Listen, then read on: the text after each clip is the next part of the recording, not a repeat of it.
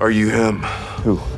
The guy who broke into my apartment and left the invitation with all my trophies. What invitation? I haven't spent any of the money. You can have it all back. It's in my backpack. I don't care that you found the licenses either. I don't know what you're talking about, and I don't want your money. Then why the fuck are you here? I'm here because of all the innocent people you killed. Innocent? You think those drivers were innocent? They're average, hardworking people trying to make a living, support their families. Fuck them. My dad spent his entire life savings on a taxi medallion, and then those rideshare assholes came along and the value tanked. He was so far in debt he threw himself into the East River, and when they found him, his head was sliced off by the same dredger that was looking for him. So you tell me, who the fuck is innocent? Those drivers you killed had nothing to do with your dad.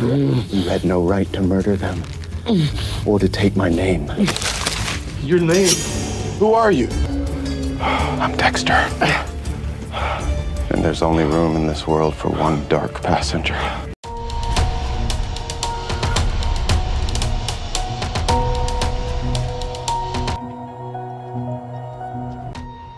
Hello, all. Welcome back to What's On Tonight, a podcast with elaborate, quirky, and unpredictable conversations about TV, movies, and more. I'm Becky. And I'm Mark. And I'm Kelsey. Today we are covering Dexter Resurrection, Episode 3, Backseat Driver. Please note this is a spoiler-filled podcast, so if you haven't watched the episodes yet, don't want to be spoiled, no big deal. Just come back and check us out after you finish watching. And before we dive into what is my favorite episode, I think, of the entire Dexter spinoff franchise, we would like to give a very warm welcome to our special guest, Kelsey. I had the pleasure of covering an episode of Poker Face with Kelsey on Murder Magnets, and I am so happy that you agreed to join us for an episode and maybe another one this season. We'll see. But welcome, Kelsey. Hello, hello. I am so happy to be here. Thank you for having me on. This will be my second podcast episode ever. So Awesome. She's a natural. Kelsey started sending in feedback, voicemails for Poker Face, and we were all like, oh my gosh, we love her voice. And then the feedback was witty and amazing. So it's like, we got to get her on an episode. So she is now an official podcaster. Welcome to the club. Thank you. Thank you.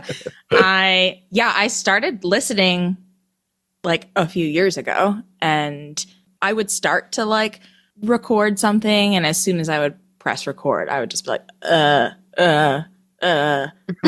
like nothing, like, or I would start to record and like, and listen back. I'm like, God, I can't stand listening to that. I can never do feedback. Trust me, Kelsey. I've sent stuff back to Jason numerous times, verbally, even to Daphne and Paige on Run for Your Lives. And I was like, I sound like a doofus. But I sent it anyway. There you go. Yeah, I finally got the nerve up and sent it in, and I'm really glad because like a whole new world. It is. You're so good at it. You really are. Thank you. Sorry. I appreciate That that. was lovely, Mark. Little background vibes. All right. Well, this episode of the podcast, we're covering episode 3, Backseat Driver, which was directed by Monica Raymond and written by Nick Zayas. So, Kelsey, as our special guest, would you like to share this insanely long synopsis that I got from Wikipedia? Sure. Dexter's work as a Eurocar rideshare driver gets off to a rough start, which Blessing helps him to rectify. Dexter undergoes acupuncture with Blessing's daughter Joy, which restores Dexter's strength, while Dexter acquires new kill tools from the internet. Angel learns from Teddy that Dexter is in New York City and announces to Quinn and Masuka that he is retiring from the police force to chase after something. Harrison continues to grow closer to his co-worker Elsa, but becomes the prime suspect in Foster's murder. Rather than confess, Harrison reveals that he has been squatting in vacant rooms with Elsa's help as an alibi. Dexter successfully sets a trap for Red by setting himself up as the dark passenger's next victim and learns that Red is bitter because his cab driver father lost his job and committed suicide because of rideshare. Before Dexter kills him and burns the body, Red reveals that he was invited to a dinner party for serial killers, which Dexter decides to attend in Red's place. Well done. Yes. That's a lot. I'm sorry. It is a All lot. good. I was like kind of kid that liked to volunteer for reading aloud in school, so it's all right. All right. Well, this episode blew my mind. So let's just dive right into killer moments. I'm going to start, if that's okay, because I have been chomping at the bit since I watched this episode. I want to start with Batista. Oh, yeah. How many times has he retired? 3? This is like his third time, I think. He gets a call, like they found Dexter's truck. It was spotted in New York City. And so he makes the decision that he's going to retire. And I literally clapped like a little kid whose favorite cartoon character just came on the TV when Quinn and Masuka stormed into that bar. We got the Masuka laugh. Yeah. There was a phenomenal callback when Batista's talking about, you know, how he's got that one thing he can't let go that he has to take care of, and he'll fill him in when the time is right. And Batista says, you ever have that one thing you just can't let go? And Quinn says, yeah, an Eastern European stripper, which was a terrible fucking idea. Oh my God, that just brought me so much joy, taking us back to the OG Dexter series, yeah. And then Masuka talking about him joining OnlyFans and says, I mean, I'll be supportive, but I ain't gonna like it. I was like, does that mean you're gonna watch it? Right. Or just subscribe? Yeah, Masuka, I don't think there's anything Masuka won't watch. Yeah, well, you know, he won't watch his own daughter, if you'll remember. That is true. true. Thankfully. She worked in a strip joint and she was topless. And he was like, you're my daughter. What's going on here? So I'm curious of whatever happened to her. Well, I do genuinely pray we get more of these two throughout the season. There's an article that we're going to get to once we get to the end that talks about the longevity of this spinoff. And so it looks like there will be more to come. Awesome. So I am hoping that more of the regulars that survived the first series will make appearances. And I have a question for both of you, and it's a bold kind of prediction. Where do you think this is going to go? And depending on how many seasons they give us, we'll see. But do you think Dexter is going to end up killing Batista? Do you think Batista is going to end up begrudgingly helping Dexter? Or do you think that Batista is going to be what finally is Dexter's end? Wow. I don't think Batista will be helping him. I think, honestly, he would begrudgingly helping Dexter at a certain point when he does meet up with him towards the end of the season. Because for the fact that there are certain things that were left unsaid, unlearned, unknown. And Dexter has a tendency of opening himself up to the people in his world, as we recall from the original series. Sadly enough, those people wind up passing along the way. If you look at Deborah, you look at LaGuerta, Dokes, everybody who found out what Dexter was. And I have a funny feeling, sadly enough, for the fact that I know that Angel does care for Dexter as a person. Do you think he still does, though? Because I feel like the vibe that he doesn't care for him, but just that he wants to keep him close so that he can take him down. You know, keep your friends close and your enemies closer. It's a possibility, but I still think that he still holds on to the idea of Dexter that he knew from when they worked together all those years. Because if you watched the previous season that we covered, we actually covered the prequel, and he grew and had this family. Well, Batista was a father figure. for him. and friendly figure too, as well as Masuka. And Quinn was almost bordering on like a brother-in-law at one point. With Yeah, him but he as hated well. Dexter. There is no love between Quinn and Dexter. No, but no, there isn't.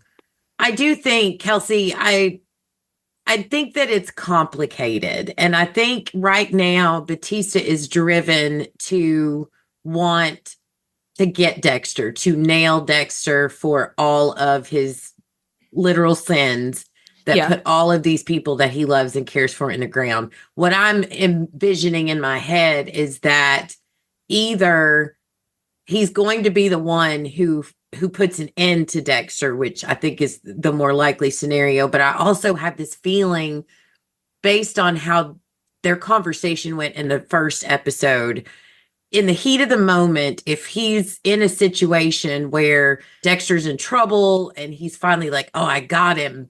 But all of that brotherly love that he's felt for Dexter for so long, would that make him hesitate and maybe let him go? I think it's more likely that Batista stays on him, figures out what he's doing, gets ready to expose him, and I think it's more likely that Dexter kills him. Oh, wow. Because, well, also, I mean, ooh, do you think Harrison might do it? Possible. I don't see. We had that chance a while ago. No, kill Batista. Ooh. Now we're getting really big depths. A little abstract, but I think they'd have to. We'd have to see Dexter and Harrison reunite first. But that is true. I think there's what we're missing and lacking at this point, because it is the third episode. How many episodes total do we have? There's 8. We're on episode 3, so that's a lot to put within 8 episodes of interactions, altercations, especially with Dexter and Harrison, Dexter and Angel showing up and then having all this stuff going on.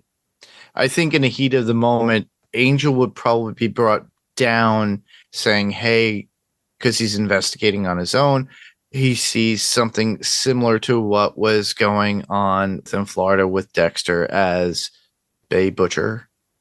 He would see that as, okay, Dexter is doing his thing again, but what is going on? He encounters Dexter, and then it would probably come to a point where they would have to work together begrudgingly. And I think through that means Angel will probably die. Not by Dexter, by somebody else. Because as we know, at the very end, he goes to a serial killer convention. It's a private dinner. It's a convention. Yes, Charlie made sure to specify that. It's something out of like Sandman, back in the day when they had all these crazy serial killers. Sorry, not to point a reference to Sandman. Shameless plug. Shameless plug, everybody. Yeah. Like, personally, if I were gonna to criticize the show right now, is that there's one too many plot lines. There are. Between Dexter, Harrison, Batista, the VIPs, I wish they'd lost one of them. I wish Batista would showed up at episode 4.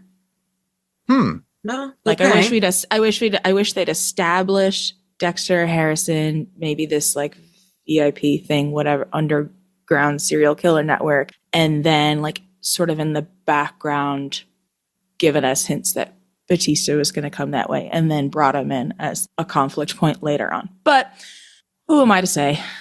I've never written any, done any TV shows. So.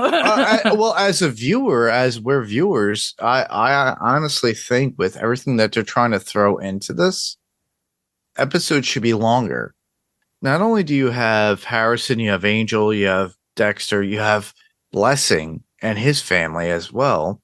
Blessing, the detective. Then you have to integrate Charlie, who is played by Uma Thurman. And I don't like her haircut.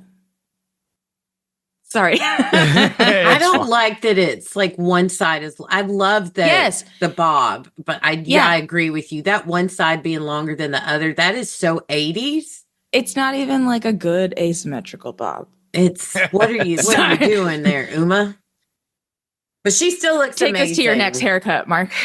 Take her to my next haircut. Everybody, I'm shaving, so I have a bald head. So anyhow, I think that they could have extended a lot of this with more time with certain characters and subplots, so that way it doesn't show up abruptly and you're forced into certain scenes where people have to come together and it's like, okay, yes, we're facing this issue within this particular scene, and I think it's too forced in. I think honestly if they went about maybe 12 to 16 episodes, they could have spread it out properly. See, my final thoughts, that's why I laughed. You said that a second ago, Mark, is what I am loving about this show, and especially this episode, is how they're bringing everything together. Correct. Yes, there's a lot going on, but the Detective and Harrison storyline is flowing flawlessly. I think. I think so too. Yeah. You get Batista and bringing Quinn and Mitsuka. They could have had Batista just standing there drunk in his underwear and brought in Quinn and Mitsuka, and I would have been happy. So I was just happy to see that reunion. But I think they're laying the groundwork as to why Batista is going to end up further integrated into the story. They wrapped up very nicely, I think, the faux dark passenger storyline, but use that to give us a reason why Dexter's going to segue into this dinner party, meeting all of these other characters. I feel like they're doing a great job using all of these storylines and slowly bringing them together. That is one of my favorite, and it feels natural. That's been my favorite. That was my favorite thing about this episode. So I'm on like the way opposite side. This is my favorite episode so far, to be clear. But I felt like the first episode was slow. Maybe they needed to release the first 3 episodes. I could see that. Or maybe they need 12 episodes. I don't know. It's something feel like a couple of things feel heavy. Like I love the detective. I hated how they introduced her. Really? Yeah. Like when the scene where like she's looking at the garbage bags and then her partner is talking to the overly dumb uni cops, as they called them. And she's like, yeah, she sees things in the ways that we don't. I rolled my eyes and wanted to gag. Like it's just like a little. It's just so heavy handed. Like I don't know, but I love the character. It was just like I don't know. They got there so fast. Like I love the things they're showing us. Yeah, but then it's just sometimes I don't know if it's something takes me out of it at sometimes where it's just like not quite catching. Oh, I agree. I get that. I could see where she felt rushed, but I was so excited that they put a strong female unique detective that didn't fit the female detective tropes from old TV shows of lore and made her, I just felt like she really shone. And I really think there's a level of neurodivergence there. Oh yeah. Yeah, there is. Intentionally. Yes. It's and I very like intentional. that representation. I watch a lot of quirky detective. Well, I had mentioned it before, Kelsey, on the last podcast when we covered the first 2 episodes. She just resembles Willem Dafoe's character of Paul Smecker from Boondock Saints. Which I haven't seen, so I can't relate. You have to watch it. It's so funny because he wears the headphones, but the fact that she plays the same song over and over again by the Bee Gees as no matter what crime scene or portion of it, and she still does it. Is it always the same song that she plays? Yes. So far, okay. I hadn't noticed that. Yeah. So one of my favorite shows of all time is Monk, which is a show about a OCD spectrum detective. But I think you said it well that they got there really quick. like you said, Mark, maybe it's 10 episodes, maybe it would have been 12 episodes. Anyway, I feel like we've gotten really off track. No, That's fine. that's what this is. We always go off track. I thoroughly trust me. enjoyed that whole I'm enjoying discussion this we a lot, just yeah. had. That was fun. So that was my first main point. Mark, what do you want to discuss? The funniest is that the one thing that I picked up that was always, it bothered me within this episode, but it's really a trait of Dexter himself. When he got a 4.5 4.2. 4.2 rating on his rideshare, and he has to go and he talks to Blessing about it, and Blessing's like, and it's typical of Dexter not knowing people and everything, but he's learned this over the course of time. We've seen him in the original series where he brings donuts and does things for people. Now, for him not to understand and equate that to what he's doing within his new job as a rideshare driver, and not realizing he's not being personable with these people, even though they are his passengers. They're not his dark passengers, but they are his passengers nonetheless, and he has to equate to them. And Blessing saying, hey, you need some condoms, you need some mints, you need some water, you need some drinks, you need this.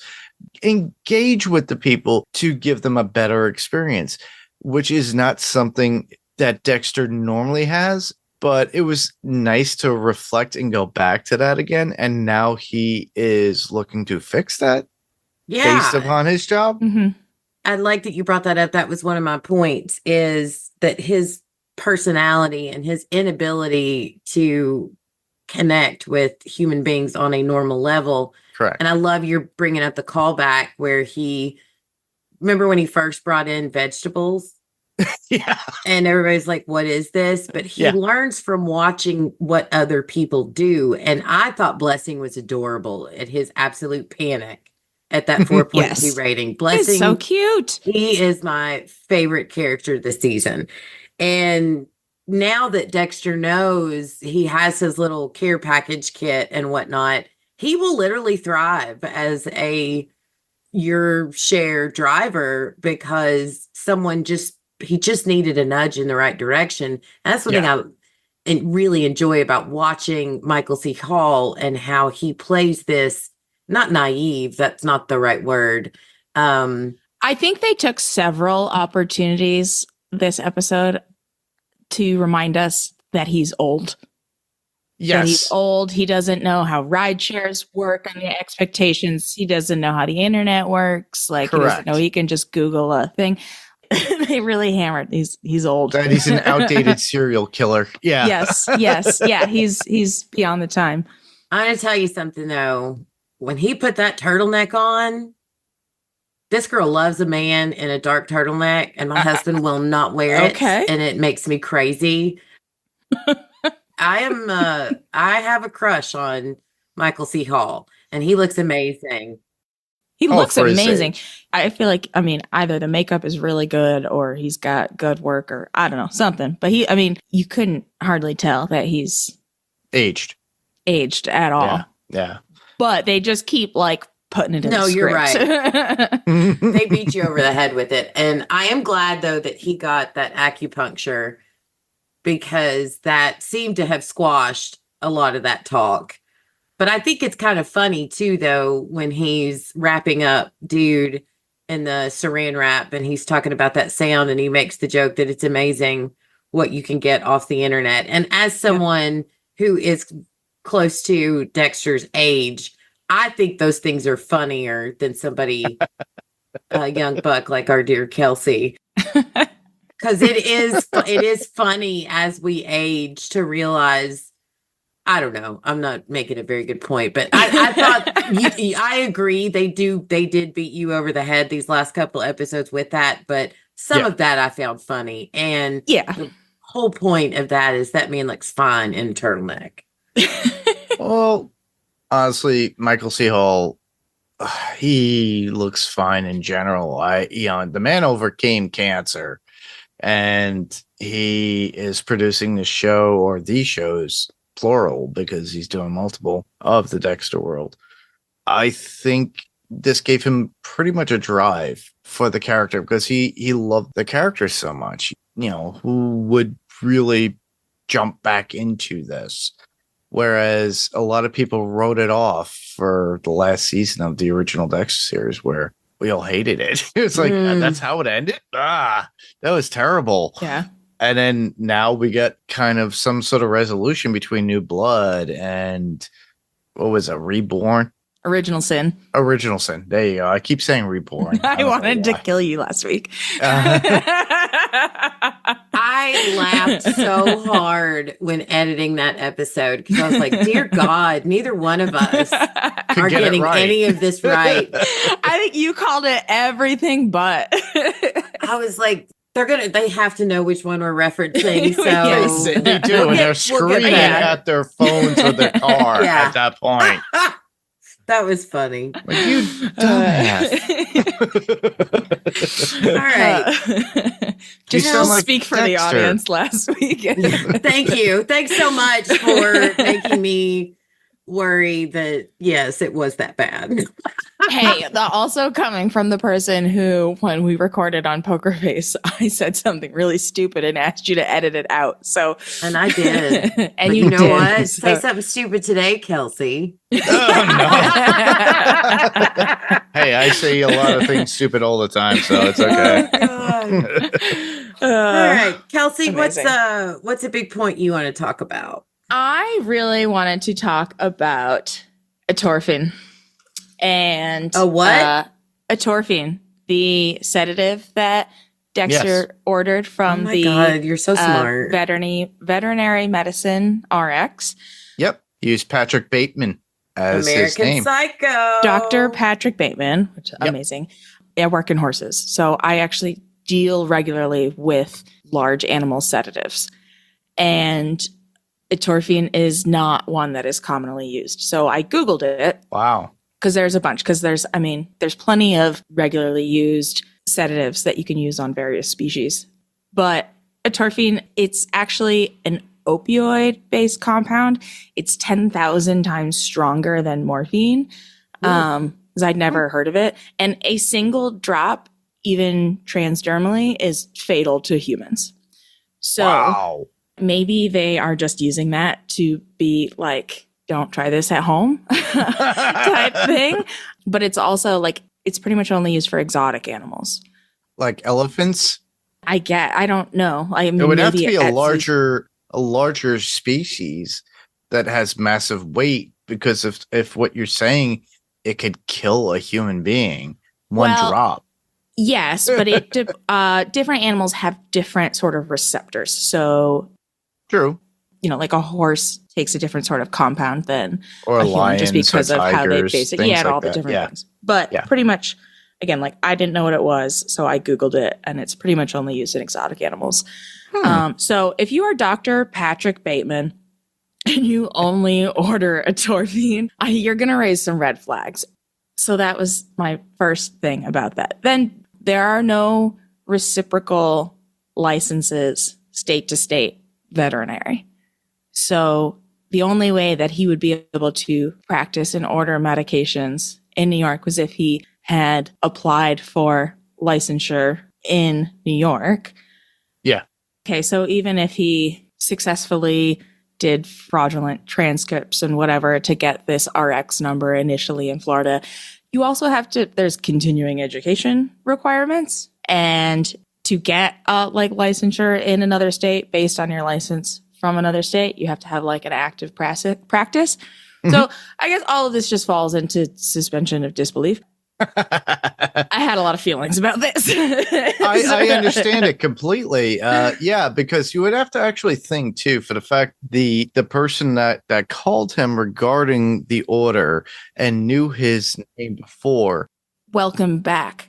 Yeah, he sounded like super shady. Exactly. I was wondering if he's connected to the like VIP people. Correct. I think that Dexter at one point was able to forge, because we had seen this with previous season where he was able to forge many different like certifications. He's really good at forgeries, but he's not good with the internet.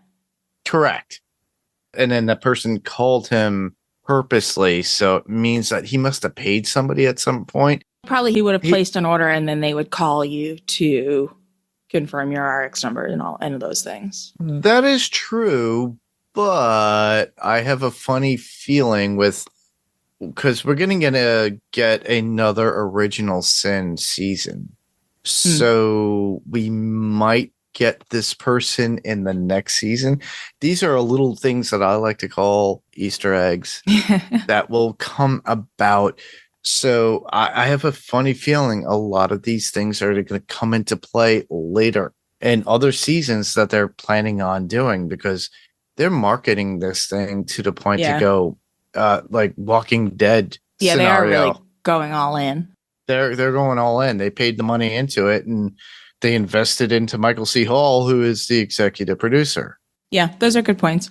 And, they're looking at getting all this history involved per season, per every predecessor. What I said to Becky last week, I'm like, what about his girlfriend that let his son shoot him? She just disappeared. Is she going to come back? At the very end of the season, do we get her back?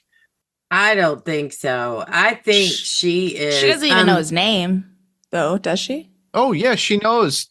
Yeah. I think she's gone unless they use her to aid Batista in being able to put that final nail in Dexter's coffin. Exactly. But she kind of set herself up to be screwed because she lied for him. So I feel like she's gone. So she went to the other show, Resident Alien, with Alan Tudyk. It's a funny show. I haven't watched the last season, but it's. And Alan Tudyk is part of a show which is an alien who takes possession of somebody's body and takes their presence. Like an extraterrestrial alien. Correct. Yeah, Becky's like, I don't know Mark's nerd talk. But no, I do agree with you, Kelsey. I didn't know that. I just thought it was just a sedative, and the reason he was getting it from a veterinarian is because it might have been easier for him to do than to try to get a physician's license. There's a lot of medications in a lot of what we do for people. We do on animals first, especially sports medicine. They do a lot of things for horses first. But they also use some of that tangent. Medication for animals on humans as well, from my understanding. It's a lot of the same. So yeah, it's a different, like they dilute it. The dosages and the concentrations are different, but it's largely, I mean, the antibiotics we use are the same. Again, I work in a barn, so like we don't always go to the doctor. We do a lot of self-doctoring first. So it's not uncommon for like, oh, I have this infection, so I'm just going to take these sulfa pills that we have on hand because we have 800 of them. No, we don't want to hear that. No. Not recommending. Don't do it. I mean, I'm allergic, so I would never do not take medications that are not prescribed by doctors. Actually, just to give you a little clue to you sci-fi geeks like me, if you remember in Terminator 3, John Connor used that, and he actually broke into a veterinary office and took a bunch of pills meant for animals just to take care of himself at one point. Well, even Walking Dead, at one point, they went to the veterinary school. Herschel sent them there to get medications for the sickness. Yeah. Don't mob bosses in shows often have like a veterinarian on call to do like minor wound fixes and stuff like that? Yeah, it's because it's a lot of the same skill set, but they have to fly by their seat of the pants a little bit more. They're animals. You got to do what you got to do. There's not always an exact answer. There's not an exact science to it, is what you're saying. Yeah. You got to do what you got to do based on what you know, because no matter what you do, all the things preventative, animals will find a way to fuck themselves up in a new way all the time. Well, that So do actively humans. try to die frequently. Yeah, except animals can't tell you what they did, how they're feeling, and That is true. Yeah. So Yeah. I didn't eat that tire, sir. I want to talk about Dexter and the father-son war that he's having in his head. So first he's getting the acupuncture from Blessing's daughter. And again, I love that family so much. Mhm. And as he's sitting there having dinner with them, he's, doing his little monologue at what would it be like? What would Harrison have been like if he'd grown up with the dad like Blessing? And Mhm. then he is having this conversation with her while she's doing the acupuncture. Mhm. And she's talking about how much she loves her dad. And he thinks that she doesn't want to be around him or whatever. But she loves him more than anything. And so so he's like, okay, well, maybe I should be a part of Harrison's life. Maybe he does love me, even though he thinks I'm a monster.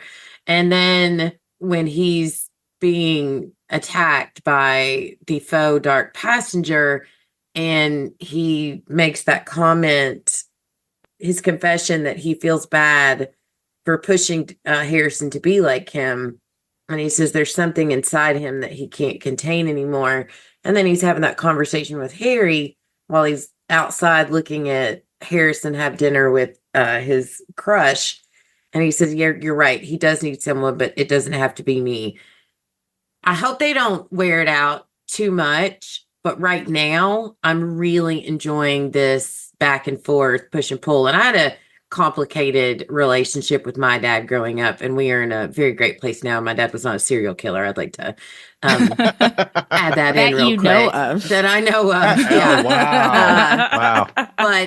But I really am liking his struggle at do I, don't I? But if they make it go on too long, I think it's going to be annoying. But right now, I really love that whole back and forth and the war that he's having with himself about it.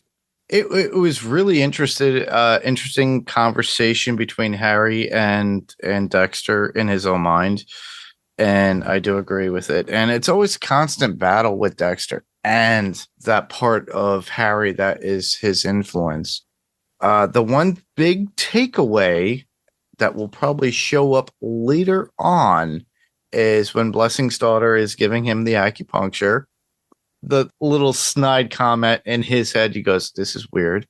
I'm on the other side of the table, meaning that he was on the table and being done to him. But the fact that Blessing's daughter mentioned, it's like, oh, I find it funny. It's like, oh, do you know right over there, there's a hidden chute where I kept my weed. Yep.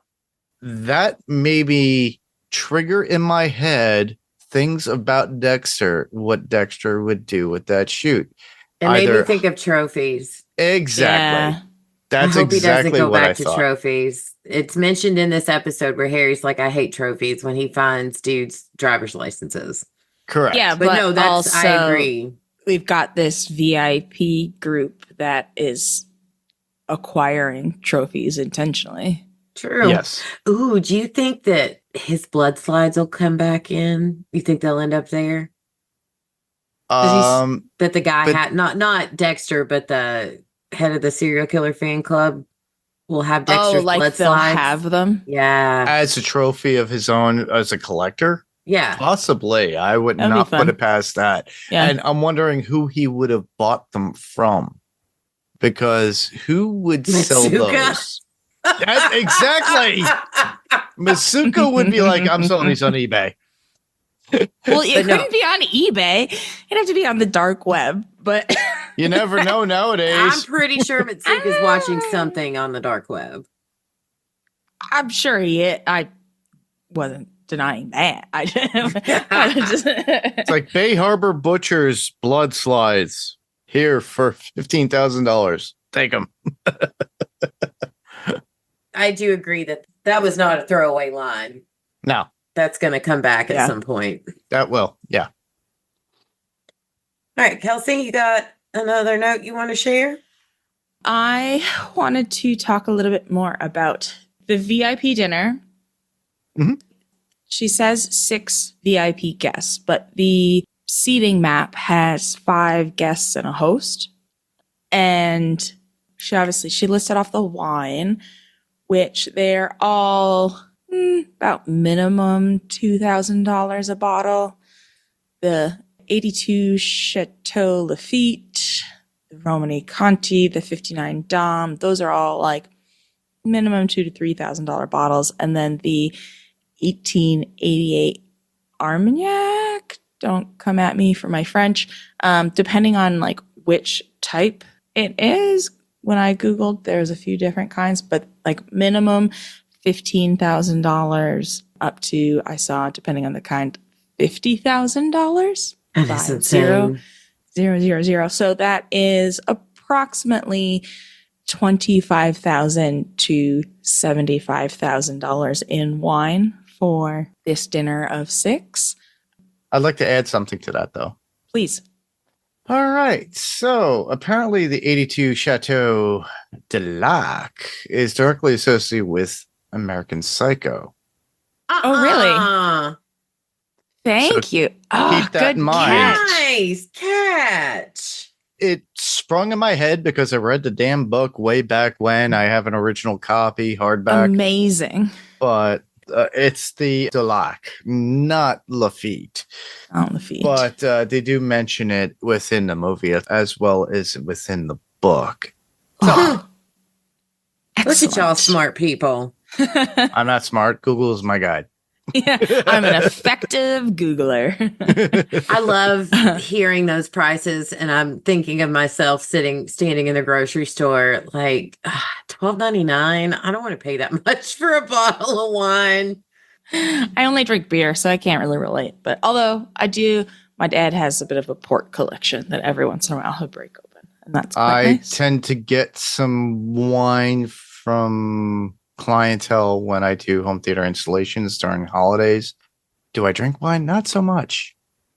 Me, you can regift it.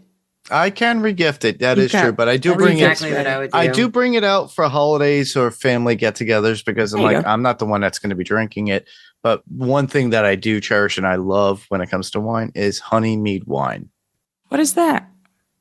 Oh, honey mead wine is very much mead, like in the Renaissance times. Okay. If you go to a Renaissance fair, it's a honey wine. So it's very sweet and it's made with honey. And I love that. And that just knocks me for a loop. Now, mind you, there's a local vineyard by me that does it. And geez, at like $15 a bottle, it's cheap. And I love it.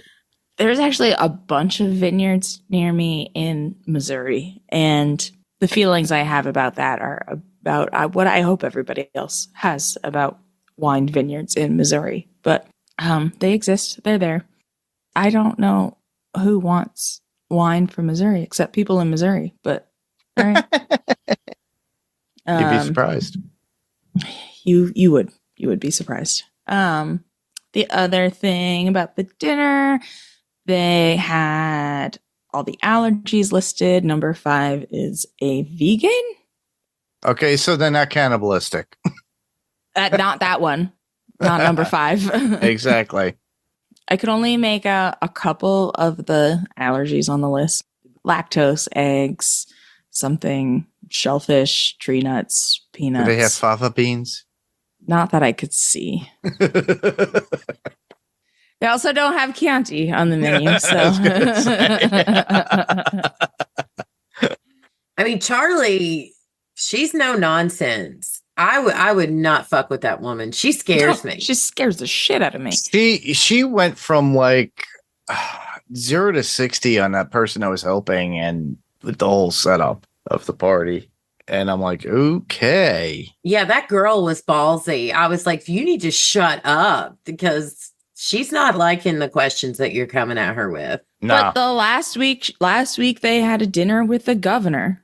So like they're like, who's having dinner with the governor and then 5 serial killers the next week?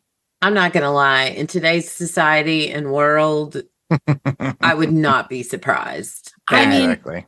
Yes, But as a staff member, That's true. if you're working for somebody, like you did dinner for the governor last week, I don't think you're expecting to set the table for a cook for serial killers. Well, she obviously doesn't know it's serial killers, though. That's why No, Charlie they're just was like, VIPs. you need to quit asking questions Yeah. before you end up as the dish for said serial killers. Or maybe the following week they'll have him for vigilante heroes. Who knows? You could have Batman there, and Man, that would be like Who an knows? epic dinner. I would sit, only if it's Michael Keaton Batman. Maybe the host is Batman. Twist. All right, writers, get at us. We got ideas. All right. So, anything else anybody want to add about the dinner? no. Let's talk about Harrison. That's my main final point is Harrison. Harrison definitely is very much important to this. You can tell the character himself is very true and very honest. And when he had to figure out the alibi and everything else, when the detective kind of broke everything down of how everything went down with the disposing of the body, I was ready to confess to her. She was so she was so nice accurate and on accurate. I was like, on okay, top I did of it. that.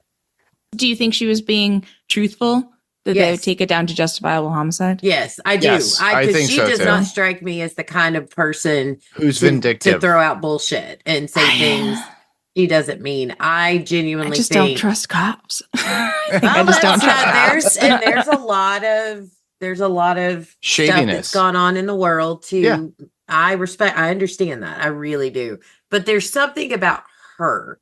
If the Yeah. other guy, if her partner had said that to him, I wouldn't have bought it. Same But here. with her, I feel like she literally would have gone. Of course, it's up to the district attorney. I at would say point, that was the other but thing I I say. think Does she she would have gone to bat for Mm. him to get it down to justifiable homicide because she does think what he did was wrong. But she's also so rational and logical.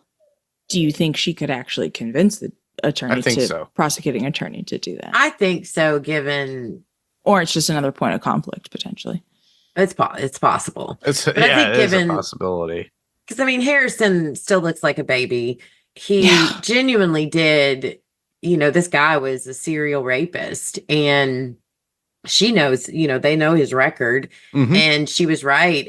She knows Harrison helped her back to her room. That he was trying to do The right the thing. right thing, Mhm. and so I feel like her empathy. She does seem to have empathy.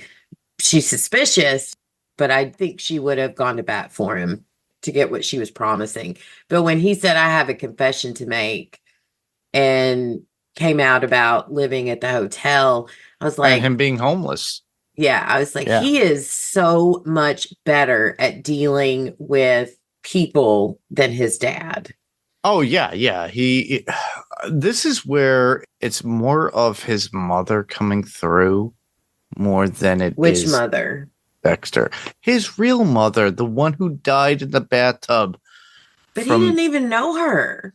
He didn't, but I think it's He was genetic. raised by Yvonne Strahovski. I know that, but I think it was more of genetic in that sense. Okay. I really still feel that deep down, Harrison is nothing like Dexter.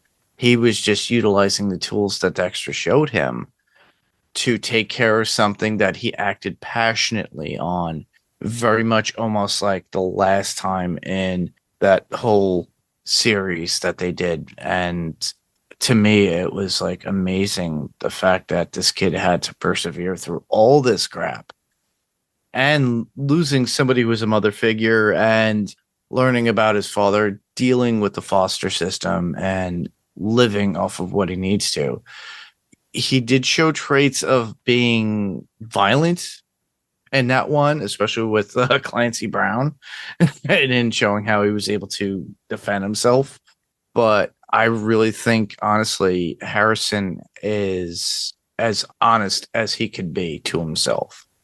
I agree. But I think Harrison, much like he might have inherited that genetic trait from his mother, I think Harrison has inherited Dexter's. I think inside of him is a killer.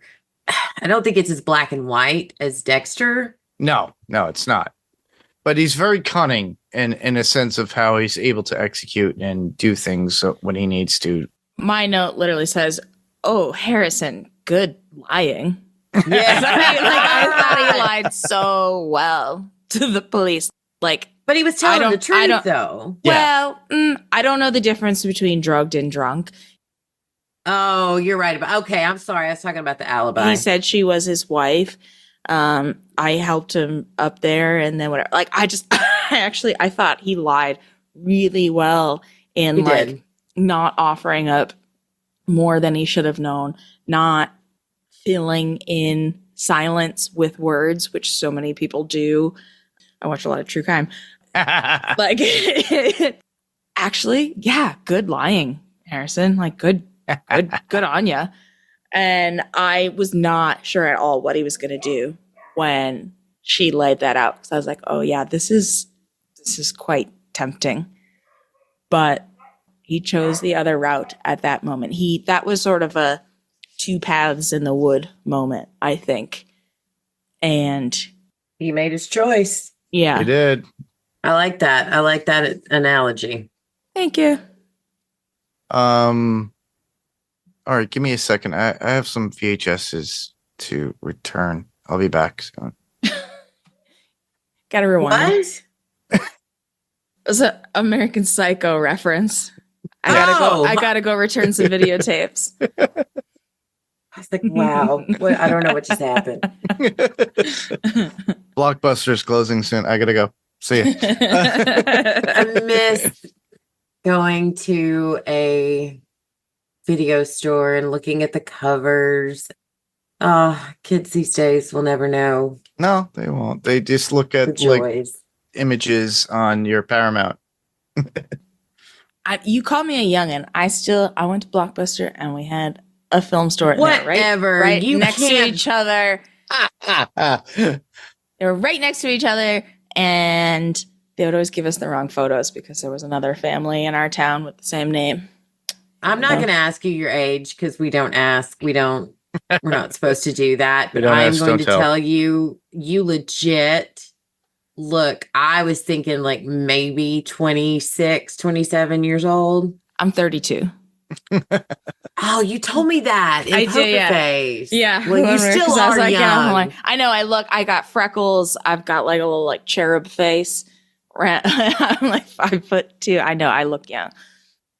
You are young, 32. And man, let me tell you, your 30s, best time of your life. Yeah, I'm very glad to be where I'm at right now. There you go. Very smart. There's plenty of shit under the bridge behind me, but I'm quite pleased with where I'm at. You need to listen to mine and Mandy's interview we just did with the Pit fan page lady and our talk about getting old and chin hair. So just to give you an idea of what you have to look forward to. But anyway, does anybody else have any point that you did not get to? What do you got? All right. So, you know me as being loving of music. Oh, yeah. So, we have a scene kicking off the episode. This indie rock anthem plays as Dexter picks up a passenger in your car rideshare, setting the tone for what follows, and that was Left Hand Free by All J from 2014. Love now, that song. I love that song because it takes me back to my Panels to Pixels podcast listeners. Spider-Man, Homecoming. Another one would be as Dexter tails Red from his apartment and breaks into his place. This gritty rock track adds a punch of tension and swagger to the moment. And that was I'm a Killing Bee by the Stone Foxes that was released in 2011. Mm-hmm. And of course, yet again, Claudette's a favorite song returns this time, fueling her determination as she investigates the hotel connected to the cover-up for Ryan Foster's disappearance. A fitting track for a detective hot on the trail. Staying Alive by Bee Gees from 1977. Would be inspiring. Did you hear when Dexter stabbed the dark passenger? Mhm. The original Dexter music Correct. that Yep. like gave me goosebumps. It just, I hate it that moment. I mean, he just killed someone, but Oh, I the loved it. nostalgia, I was like, oh, now we're home. Mhm. Now we are home. So I just, this show.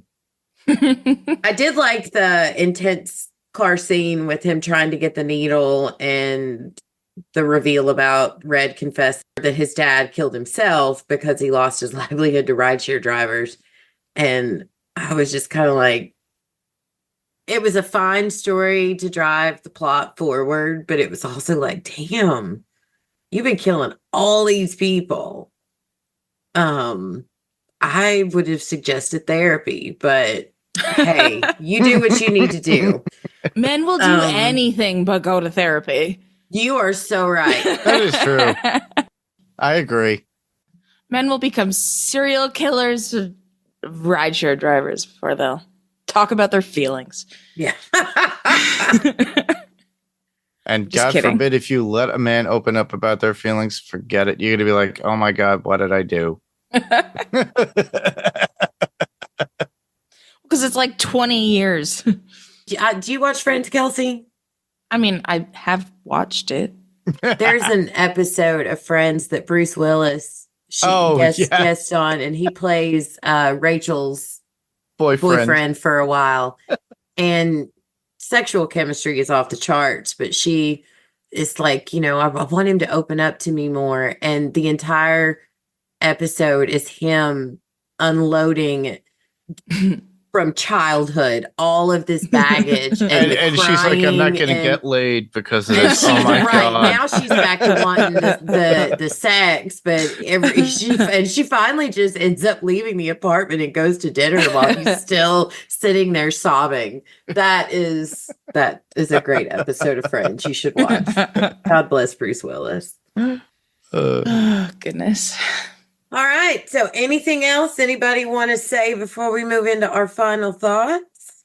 I think the only little thing that I have left on my things was when Dexter broke into the dark passenger's apartment and he's talking to Harry and he's like reminiscing. The days when I had no things and no people and I could just kill to my heart's content. Like it was like a parent dropping their kid off at college and like back at the college they attended and they're like, I used to do all sorts of things on this quad and then we'd go out here and do this and there was a bar over here. It was just like, you're jealous. He's jealous of this guy. He is jealous, and the fact too is if you watch the scene again, there's him figuring out, he put the milk crates here, he stood on these, and that's where he was able to go to the drop ceiling, and that's where he was able to get all the information. Harry used to leave him clues, and he's like, you found him every time. That was a great scene. Yeah, he's like, you're right. Oh, you rookie! Like I was such a better serial killer than you are, even way back when. Like that's just like it's an old codger going. I figured you out already. It's okay. Yeah. But just in such a uniquely fucked up way that only Dexter can do. Correct. I loved it. I was like, you sick bastard. Well said. Well said. All right, well, let's get into our final thoughts. So, yay or nay on this one, Kelsey? Yay! This one's my favorite of the season so far. Mark. Well, it's a yay for me, but I wouldn't say it's my favorite so far because we have yet to see all the other episodes. So so far means so That's far. what so far means. Bitch. Wow. Shots fired, ladies and gentlemen. Shots fired. Well, on that that note, I did before enjoy the Kelsey episode. crawls through and beats up Mark, I got bitch slapped, everybody. miles away. that's the jerk. For those of you that don't know, Kelsey is originally from Jersey, and the Jersey Girl just came out. That And was smacked a adorable. Staten Island boy in his face. It's a little West Side Story happening here, so I'm going to go ahead and say yay. Much like Kelsey, this is my favorite episode of all the spinoffs so far. Interesting. It felt like I said it earlier, but I like how the story flowed, the way they're connecting things. It makes sense and doesn't feel forced. I loved seeing Quinn and Mitsuka back on our screen. Please, more of that. This felt to me like OG Dexter, the original series. And I think we all as fans needed this episode. And this just made me so excited to see how it all plays out. I feel like this show is a show for people who love Dexter. Like, if you're somebody who loves Dexter, then you'll love this show. It's not, but I don't know that it's going to pull people into the franchise necessarily. No, I don't think so. I don't see how. There's a lot of history. New Blood pulled people in. That's the first show my dad watched was New Blood. Yeah, a lot of people didn't have a clue they didn't even watch the original Dexter series for however long seasons it was. But they could watch New Blood, and they do an infinite, like a full recap of the series, and then they jump right into it, and they're like, "Oh, okay, I bypassed how many years of watching Dexter, and do that." Yeah, my dad, he started with New Blood and then watched the full Dexter, which I really thought that I watched it with him when I was growing up. Okay. And apparently we didn't. So that means that when I was like 13 of my own volition, I watched Dexter on my own. And I don't entirely remember that, but that changes my Hey. Okay, good for me, I guess. But yeah, he watched full Dexter and then he watched Original Sin and now he's watching Resurrection. I love that. Tell him to send us feedback. I will.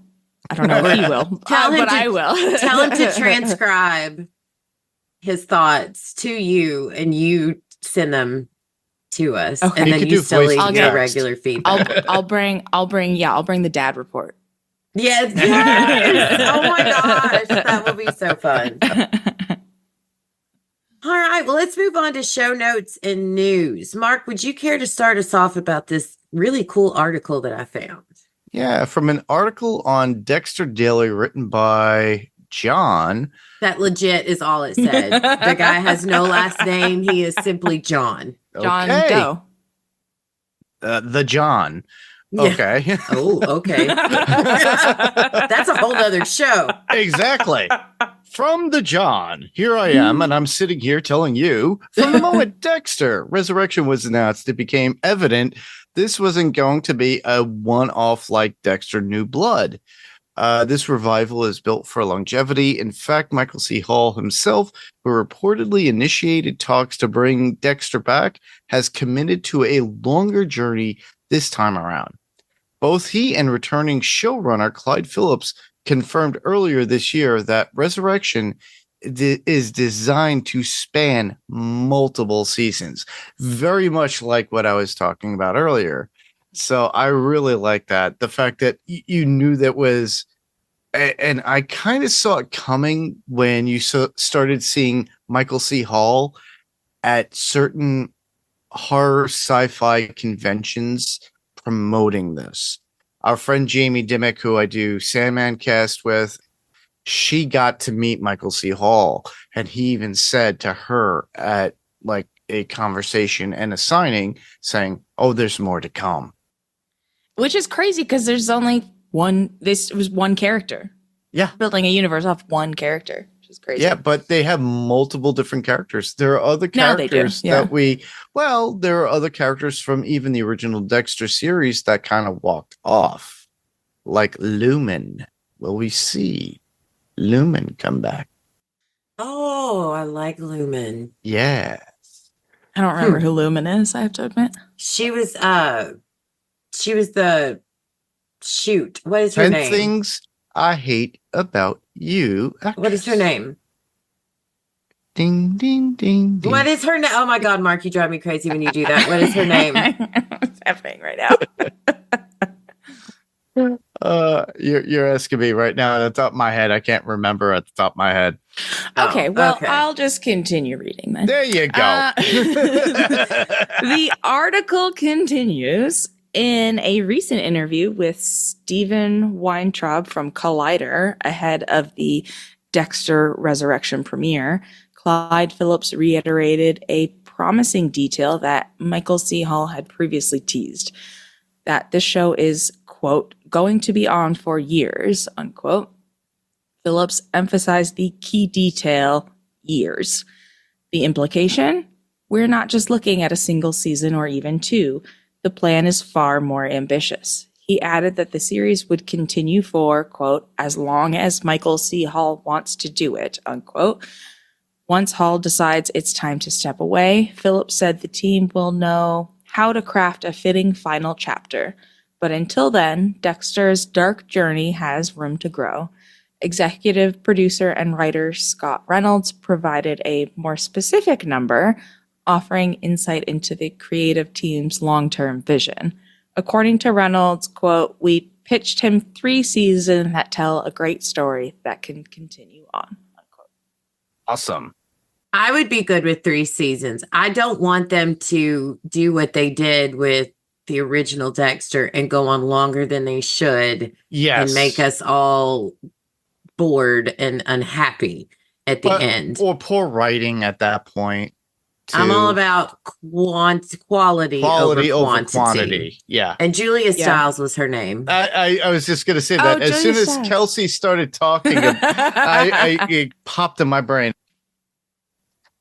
Apparently, we got some feedback, right? Yep, we got some really good feedback. So, Mark, you want to start us off? All right. Well, via our What's On Tonight Facebook page, Penny Lennox writes, I'm curious that everyone thinks about the departure from the classic Dexter opening, the extreme close-ups and jaunty music. I kind of miss it, but the new credits are certainly urban and cool. And Steve Brown says, at first I missed them. After 3 episodes, it is a nice change. The others did seem creepy to me. And Alma Contreras also added, I like the new stuff. It's like an evolution. Is there even opening credits, or it's just like no the stylistic thing with where they drive through the title? Yep, that's exactly what it is. Yep. And I like that. They now do creepy song and all the stuff, the cool whatever that you want to call it at the end. Yeah, the end credits seem a little bit like they said, like, put into AI, we have a serial killer show, but make it urban. I like it. I mean, I don't really watch it, so I don't really care. But I do, because I'm always, it's just that spooky, haunting Dexter music, and it's just cool. I really like it, Penny. I think I do miss the opening jingle. I always called it a jingle. But they gave us so much of that in New Blood. Yeah. That I think I don't Original know. Sin. No, Original Sin. Original Sin. Jesus. They remade the with the opening credits into a different version. Yeah. Yeah. I had very strong feelings about the opening. I remember when I was younger. The floss, the shirt, it is. I mean, it's iconic. Him shaving, the breaking of the eggs. Yeah, the egg. Did he put hot sauce in his eggs, or was that ketchup? Hot sauce. Okay. Yeah, I think it was hot sauce. Yeah, he goes hot sauce. Okay. Yeah, like me. But there's the other drop of blood from shaving. Yes. And yeah. And they still did that with the Original Sin series too, as well. Yeah. But they had the whole thing with the neck, with the telephone cord, with the red toenail polish. Yeah, they completely reimagined it. but kept it honest in to line its with source material. Yeah. Yeah. It was. I thought it was well done. It was a really good like illusion. Okay. Alma also wrote, "Man, I am really impressed at how smart Dexter is. He found the dark passenger pretty quickly. At first, I was thinking, what if he gets the wrong guy? But nope, he didn't. LOL. I do realize Dexter is a psychopath, but I just can't help loving his inner monologues and rooting for him." Same. I totally cracked up when he had to pull dude's arm out of the incinerator to get his thumbprint. I can't believe we didn't bring that we up. did not talk about that, but yeah, I can't wait to see how crazy this show gets with all the great cast they got. P.S. Becky, honestly, I was on Dexter's side for how he felt insulted by that guy taking his name. LOL. The nerve of some psychos. Oh my gosh. Thank you, Alma. That's great. That was great. Alma just found us. She had posted in the Podcastica group that she was asking about if anyone was doing Dexter, and Steve was like, yeah, Becky and Mark are doing it. And so I immediately jumped in and posted the link to the What's On Tonight page. So welcome, Alma. We are so glad you're here. I met Elma. Oh, have you? Yes. I've listened to her feedback. So we found each other through Jason's Patreon, said Heads Unite. So. All right. New listener, Anthony Splunk wrote, I have no idea how this works. I'm old. Me too, Anthony. I'll start by saying, after 2 average spinoffs, we finally have what as fans we deserve. A well-directed, well-written, well-cast TV show. Amen. The first 3 episodes have been wonderful. Thank you, Anthony. Your comments on how to leave feedback had me cracking up because I feel you. And I'm so glad that you found us and hope you will stay with us for the rest of our Dexter journey. Thanks for writing in. Awesome. Via our feedback post on Dexter Resurrection Facebook fan page, Ryan Ball says, I thought this episode was very good. The big question is Dexter going to kill Batista? Oh, Does Quinn and Masuka join Batista, which I would love to see? Does Dexter use the upcoming dinner party to choose his next kills, which is a possibility? I do see that. We all know Dex doesn't like other serial killers, so how does he approach Harrison? I don't want to think about that. Yeah, same here. I'm not ready to process that. A lot of questions came out of this episode. I am enjoying the series. So thank you, Ryan. yes. Thank you, Ryan, for writing in. And thank you to Dexter Resurrection fan page for letting me post our feedback and our episodes. And thank you, Ryan, for taking the time to comment. And much like our other new listeners, I hope you will stay with us throughout the rest of this journey. Oh, that's a different Facebook page than yours? Yeah. There's interesting. I have gone and I'm posting in every Dexter fan page I can find. And cool. that's how we grew our audience when we covered the pit. Look at you hustling. Yeah.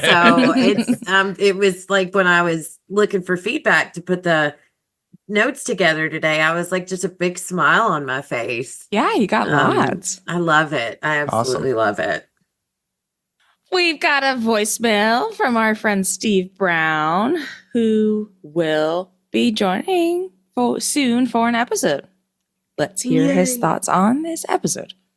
Hello, what's on tonight? This is Steve, and this is going to be for Dexter Resurrection, Season 1, Episode 3. I didn't realize the episode was out already, so this is my first time watching it. Just watched the previously on to get caught up. Backseat Driver, yeah, he's doing this Uber thing, or no, it's not Uber, it's something else. Oh, that's right, so he's using the Dr. Bateman alias again to get his drugs.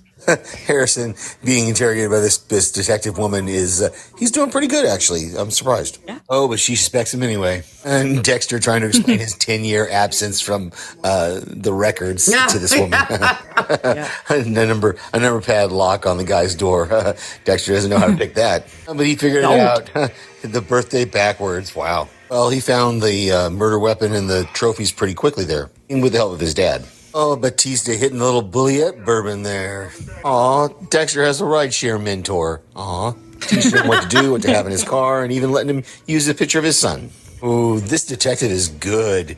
And she's using the Bee Gees to listen to her music. Yeah. It's still only been like a couple of weeks since his wound. It's healed up rather well. Maybe, okay. 10. You know, the detective figured stuff out, saw the open door, and now Dexter's getting acupuncture. Zombie dad. Yeah, Harrison likes this girl, and now he's staying on her couch. We'll see how long this lasts. I love and him. she works for some very expensive people and works at the hotel, I guess.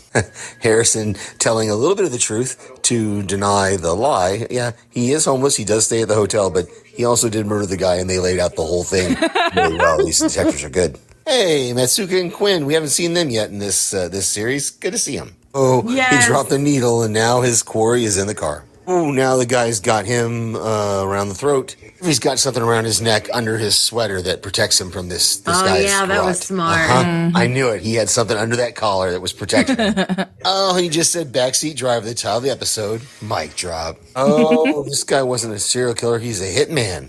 Oh, okay, not a hitman, but definitely not. He's weird. But was Uma Thurman the one that left him the invitation that he's talking about? Now the question is, where is Dexter going to dump the body?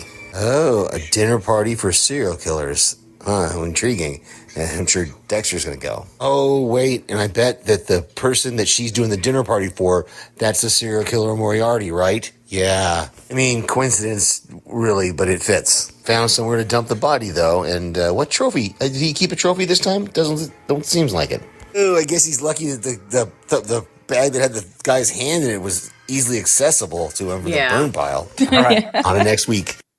Yay! Thank you, Steve. Thank you, I finally got my first laugh, Steve. That is why I let you be the one to segue that I comment. know. I was like, she finally got one. I talk to him every so often and on so many podcasts, but It just felt like a rite of passage.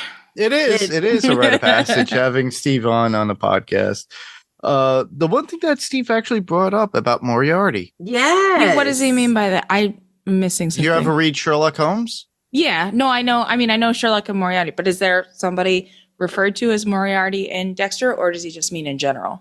I think it was in general, but the thing is, I think that's a clue to itself of the killer or whoever they are within that serial murderers convention. So I'm curious to find out. Maybe that's somebody that is the ringmaster to all this. So that was an Here's what I interesting just thought. found. I'm just speculating. Yeah. So I just Googled it, and the term, I Googled Moriarty Dexter, but it says the term Moriarty Dexter refers to two distinct fictional characters, Professor James Moriarty from the Sherlock Holmes stories and Dexter Morgan from the TV series Dexter. While seemingly unrelated, they have been mentioned together in online discussions about characters with mastermind abilities, rivalries with detectives, and complex relationships, according to a Reddit thread. Additionally, a parlor game called Are You There, Moriarty is featured in the Netflix series One Day, where Dexter plays the game, though with less than ideal results. All right. So somebody on Reddit mentioned Dexter and Moriarty in the same post. Yeah. I don't know. But I do totally, I get what he means. Not now that I realize I'm not missing. I get what he means as to like, who's the mastermind? Are you going to go meet some mastermind to a opposition? Yeah. Or was there someone named Moriarty in the original Dexter series that all of us completely forgotten? I Let us know, wouldn't put it Steve. past that I've forgotten about that. I know. That's what I'm like. I feel like maybe we missed something. I did a rewatch this like 2 months ago of the whole seasons. I have a tendency of doing this, everybody. I'm a little bit strange and weird and kooky wacky. The one thing that I remembered was there was a really straight shoot character that was involved with Deborah Morgan, and he was part of the FBI, but he did die. Lundy, yeah. And he died of old age, supposedly. What if he didn't die? No, he died. So did Dexter. Oh, yeah, he got shot. That's right. Lundy got shot. Dexter got shot too. Lundy was left out overnight. No, Deborah in the got Miami shot on sun. the beach with Lundy at that time. That's right. Yeah, Lundy is gone. He's gone. Yeah. All right. Well, there goes up my theory. You guys resolved it because it like popped in my head. It's like, oh, you're an idiot. Well, no, you're not. Steve will have to let us know if he is referring to someone specifically or. Yes, please, because I'm curious now. Well, thank you everybody so much for the feedback and a welcome to all our new listeners. It means the world and we appreciate y'all so much. So please stay with us and please keep the feedback coming. And if you would like to leave us some feedback or just say hi, you can email or send us a voice message as an attachment like Steve did to what's on tonight and the number 2@gmail.com. You can visit our Facebook page where there'll be a post for the next episode and you can leave feedback in the comment section or send us a message through Facebook Messenger. And we can also be found on Instagram at What's On Tonight Podcast and the number 2. We would greatly appreciate it if you leave a comment, like, and or share on your podcast listening app of choice. So what do you say, guys? Let's go have a shot with Batista, Quinn, and Matsuka at the bar and share where else listeners can hear us. Podcast recommendations, TV suggestions, or anything else that you want to share. Kelsey, why don't you go first? I am going to keep watching this and keep listening to you guys. Yay! And hopefully be back course. on with us again. Of course. Yeah. I mean, I'm pretty. Becky's literally doing what I had said before when we were doing interview, and she goes, "Wait, I could be on," and then having people on, and then now look what she's doing. Everybody, she's in charge of me. Yeah, Mark, heavily recruiting. Mark gave me my start doing the exact same thing that you did with Penny. So it's I really appreciate it. It's been awesome. I'm having so much fun. I feel like I have no idea what I'm doing, but I'm here for it. You're killing it. It's just fun to do. When we say you were super killing fun. We're just talking about TV. Right? That's what it is. My husband's like, when I told him that, when all this started with Mark a gajillion years ago, it feels like, he's like, "Oh my God, it's your dream." I'm like, "Yes, I get to watch TV and talk about it. It's my favorite things in the world. I do it anyway. So yeah, now I just have someone to talk to about it. Exactly. Yeah. So I mean, I'm going to keep watching this. I'm looking forward to the Wax episodic, the Alien Earth coverage, and then it's coverage with Karen for the new Vince Gilligan show. I'm excited looking about forward that to one. that. Yeah. I had no idea what it'll be, but I excited trust for that, Vince so. Gilligan, so I'm with you. Same here. So, yeah. All right, Mark, what do you got? Well, you could hear me here as this particular podcast about Dexter, but you could also hear me on Pounds the Pixels podcast as Steve Brown, as you heard before, and I are continuing our coverage on Ironheart that was on Disney Plus. We're doing 2 episodes per podcast, so we're coming up on episodes 3 and 4. Check that out. You could hear me on the Sandman cast, which is on Pounds the Pixels podcast, as well as House Podcastica with Jamie Dimmick and myself. Now it's the final season of Sandman, unfortunately, but we're having a great time. We're doing those as well, 2 episodes per. Put out the first episode, which covered 1 and 2. Now we're doing 3 and 4. And then on top of that, you could hear more from Panels to Pixels podcast when, we get the guys back from Fantasy Picks Movie Edition. Frank, Rob, Adam, myself, and we're going to discuss the new Superman movie. But we're going to do a comparison based upon all the different iterations of Superman in the theater and movie and cinematic forms. So you could check that out. You could hear me on Adrenaline Cinema podcast. a lot more stuff is coming about Lestat for Interview with a Vampire. So the Vamcast will be back. And then on top of that, the music podcast, the Powercore Entertainment Music Podcast. We haven't put anything out in a while, but I'm going to try to get my friend Jeff Altieri, who is in the band Enrage, my friend Robert Mirror. We're going to do the stuff about Iron Maiden and a few others. And if anybody else of all my friends have any ideas in doing an episode, they are more than welcome to come on. Other than that, that's about it. Just follow us on PyroCoreEntertainment.com. Awesome. And you can find that on our What's On Tonight Facebook page. Correct. Well, I'd like to give a shout out to my girls, Penny, Kara, and Sam, who are continuing their coverage of Buffy and Angel over on Still Slaying. They had Jim on and just did their coverage of the amazing episode Hush. Oh my God, it was so good. And there's a lot of great content, as we've been discussing, over on podcastica.com. And I'd also like to suggest to those who love learning about important women in history to please check out my boo Mandy's amazing podcast, Dinner for Her. She just released a new episode, so please go check that out. I listened to that yesterday. It's about the lady that started Montessori schools. Yep. It was really good. It was lovely. I can't wait to tell her that. Oh, yeah, it's lovely. Mandy was on Poker Face with me when Kelsey sent in one of her voicemails, and she's a big fan. So Awesome. she'll be happy to hear that. I'm glad you listened. Thank you. Yeah, it was great. And as always, a big thank you to our fearless leader, Mark, and Pirate Core Entertainment for giving us this platform. Please visit the Pirate Core page. You can find it on our Facebook page. There you can find our podcast, as well as other podcasts like we've mentioned, Dinner for Her with our very own Mandy, Adrenaline Cinema podcast, and Panels to Pixels podcast, as well as other projects that Mark is working on. Well, that wraps up our coverage of episode 3 of Dexter Resurrection. We will be back next week to cover episode 4 called Call Me Red with a special guest, Penny. Yay! I'm so excited.